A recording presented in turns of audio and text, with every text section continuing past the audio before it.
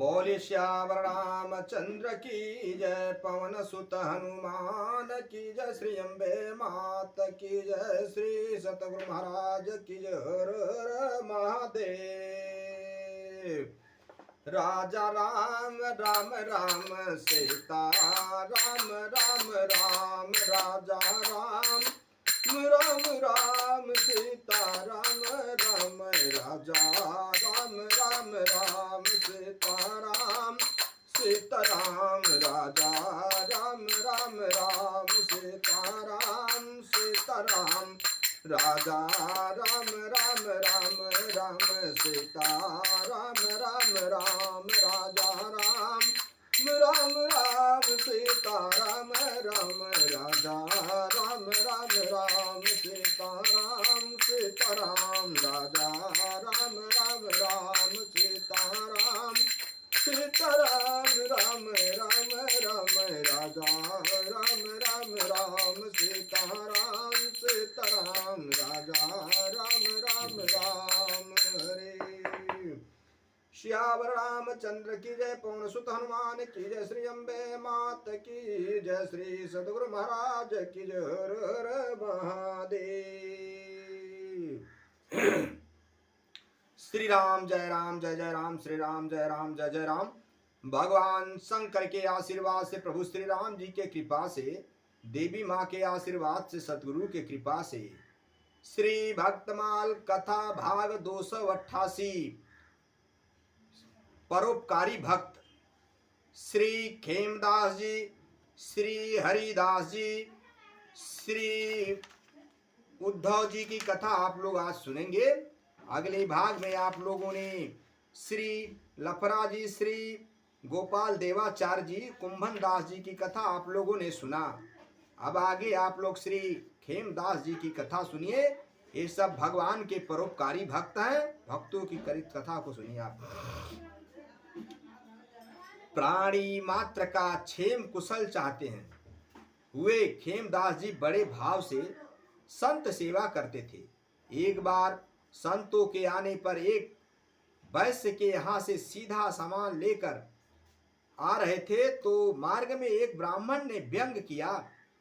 माला पहन लिए, तिलक लगा लिए, बस बाबा जी बन गए, कुछ करना न धरना, फोकट का माल खाते हैं और मटर गश्ती करते हैं। अरे सच्चे साधु तो ये बैल हैं, इन्हें जो दे दो, जितना दो उतना ही खाते हैं और खूब हल खींचते हैं, भार ढोते हैं। श्री खेमदास जी ने मुस्कुरा कर कहा, तुम ठीक कहते हो। देखो तुम्हारा एक बैल चोरी हो गया है, यदि मैं उसके बदले तुम्हारे हल में चलूं तब तो तुम मुझे सच्चा साधु मानोगे। उसने कहा, हाँ हाँ, यदि आप भी बैल का सा परोपकार करें तो मैं मान लूंगा कि आप भी सच्चे संत हैं।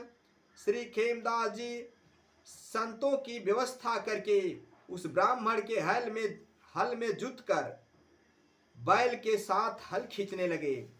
भगवान से भक्त का यह महाश्रम देखा नहीं गया।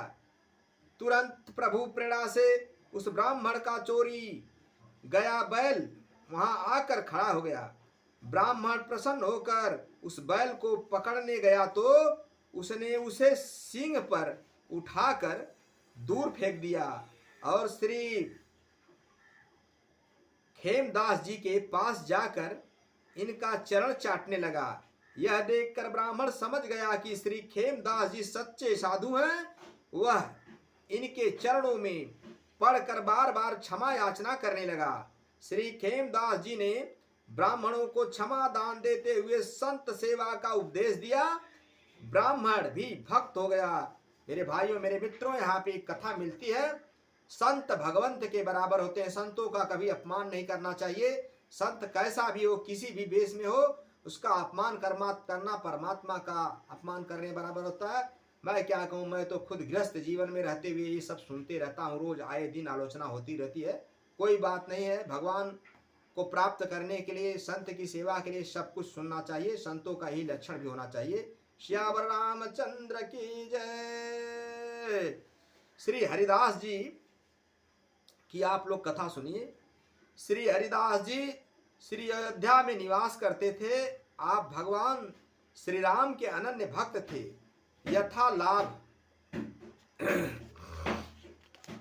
यथा लाभ संतोषा की वृत्ति को अपनाए हुए श्री हरि इच्छा से जो कुछ भी अपने आप सहज रूप से प्राप्त हो जाता था, उसी से संत सेवा,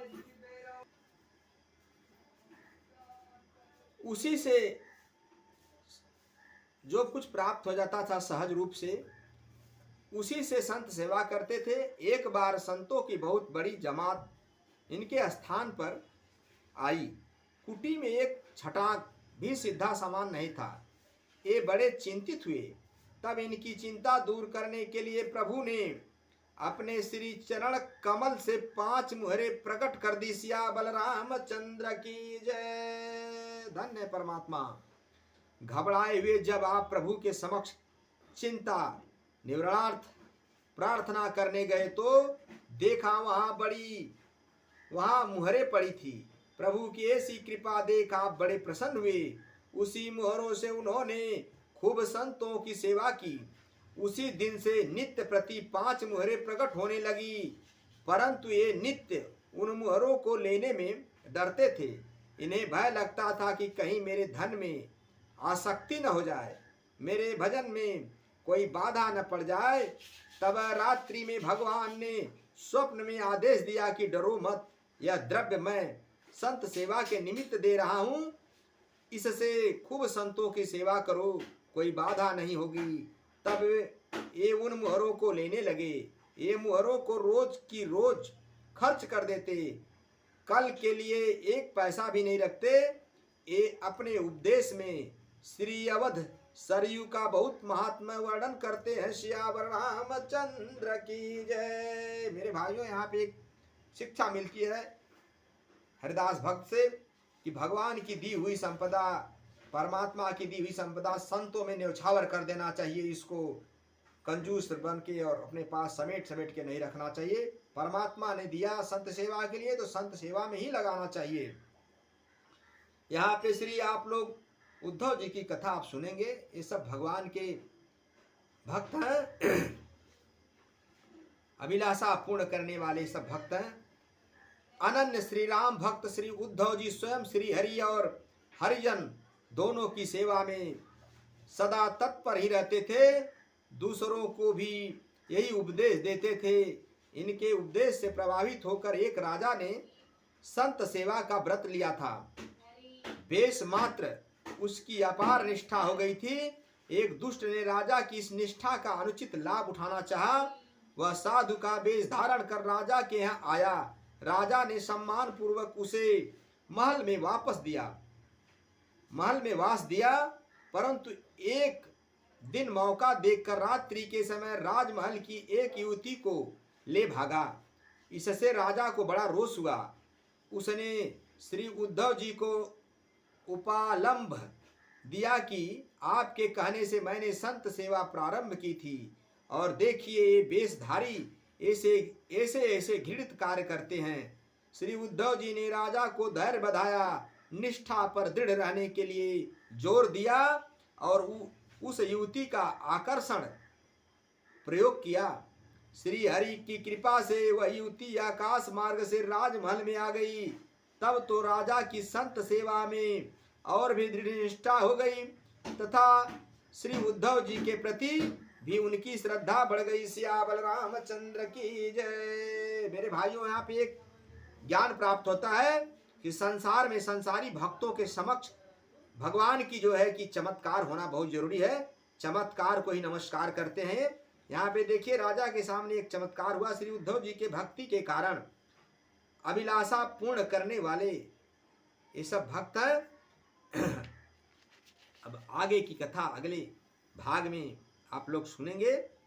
श्री सोम भीम सोमनाथ बिको विशाखा लाम्य दयाना महदा मुकुत गणेश त्रिविकर भुजग जाना बाल्मीक व्याद बाल्मीक वृद्ध व्यास जगन जाजू विठल अचारज हरि भूलाल हरिदास बहुबल राघव आरज लाघव चितर उद्धव कपूर घाटम घुरी कियो प्रकाश अभिलाष अधिक पूरन करनय चिंतामणि चरुद चतुरदास।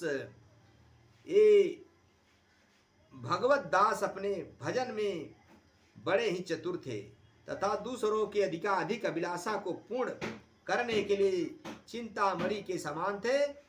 इनके नाम ये हैं।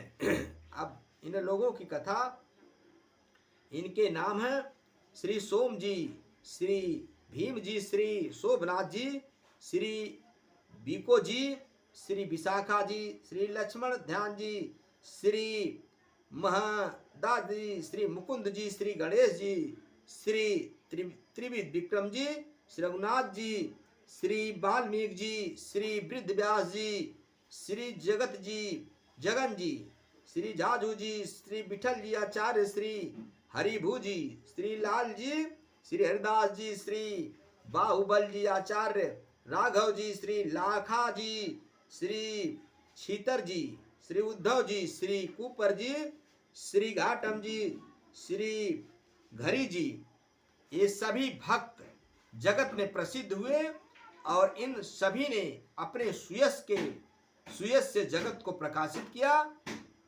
इसमें से कतिपय भक्तों का भगवत प्रेममय चरित्र इस प्रकार है। अब आगे आप लोग अभिलाषा पूर्ण करने वाले भक्तों की कथा सुनेंगे। अभी तक आप लोग परोपकारी भक्तों की कथा सुने।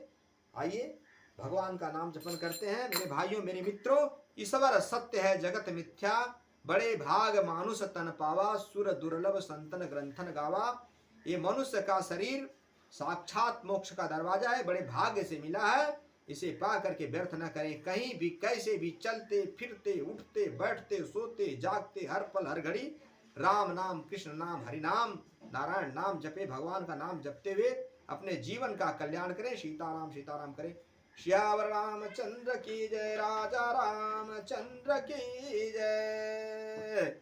कथा विसर्जन होता है सुनऊ पवन कुमार, राम लखन सीता सहित मोह पर करूं कल्याण। श्यावल रामचंद्र शंकर जीव महापति महादेव की जय। हर हर महादेव।